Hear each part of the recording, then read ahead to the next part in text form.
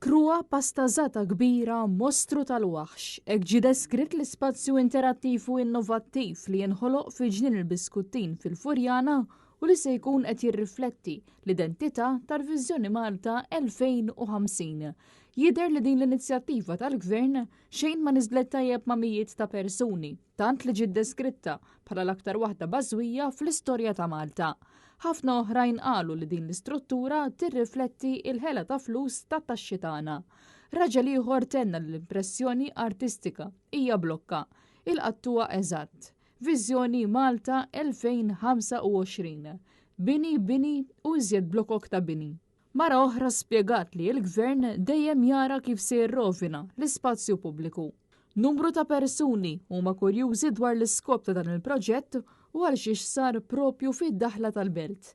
Intant huma ħafna dawk li jaħsbu li sal-2050 pajjiżna se jkun meqjus bħala t-tieni Dubaj minħabba żieda kbira fil-bini.